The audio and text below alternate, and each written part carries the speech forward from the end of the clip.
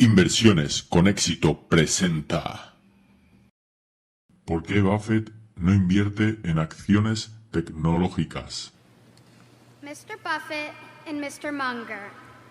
Hi, my name is Daphne. I'm from New York, and I'm 9 years old.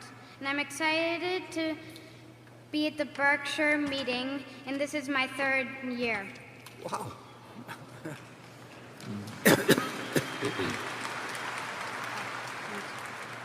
You should be rich by now.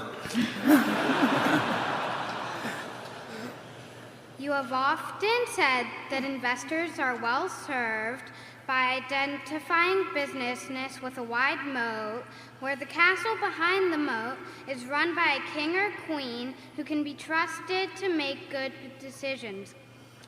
In the past, you have applied this advice by investing in businesses with world-class strong brands such as Coke, American Express, and Sears, as well as media companies that has helped these brands protect and widen their moats, such as Cap Cities, ABC, and the Washington Post. In the past, you have also generally avoided investing in technology companies, pointing out how quickly technology changes and how hard it is to build a circle of competence in it.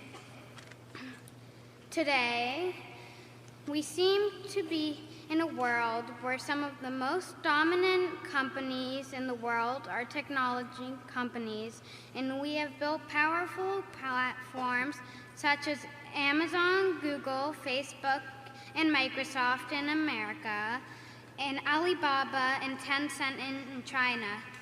These companies all have wide moats, strong brands, and are led by brilliant and entrepreneurs. That's good. My question to you is this. If Berkshire is to honor its tradition of investing in wide moats and strong brands, and especially in companies that are also capital efficient, do you think that Berkshire needs to expand its investing lens to include more of these leading technology platforms? In other words, do you believe that you need to adapt your model of wide moats and strong brands to embrace, not avoid, technology?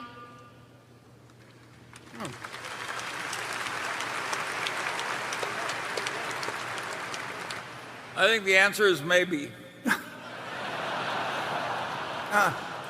I think the answer is to put her on the board, and it'll bring down the average age enormously. We won't get criticized as much. You're exactly right in that we do like moats, and we used to be able to identify them in a newspaper that was the only newspaper in town, or in TV stations where we felt the dominant positions, and we felt the product was underpriced in terms of advertising.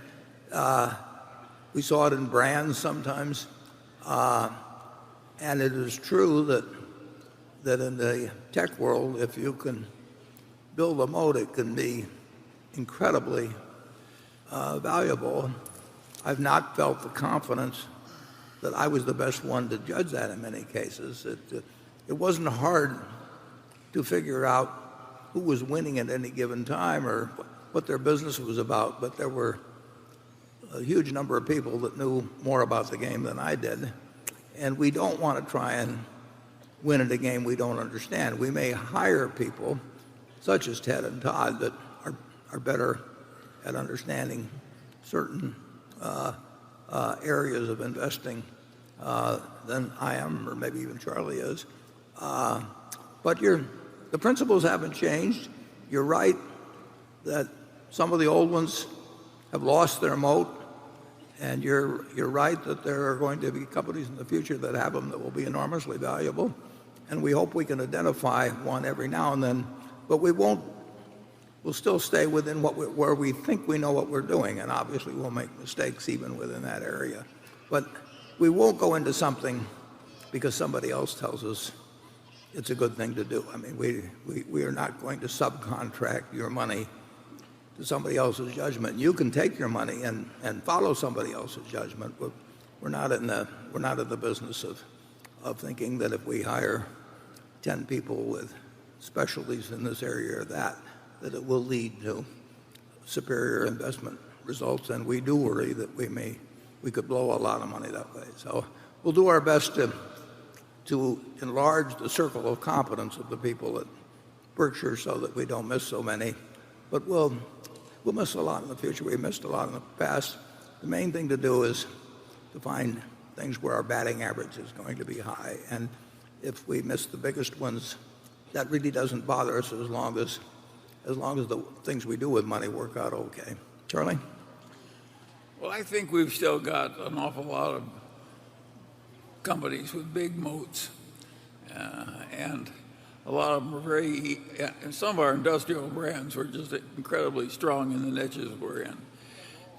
So the Berkshire shareholders don't need to worry about we're just one big morass of unprofitability or anything like that. But we have not covered ourselves with glory in the new fields.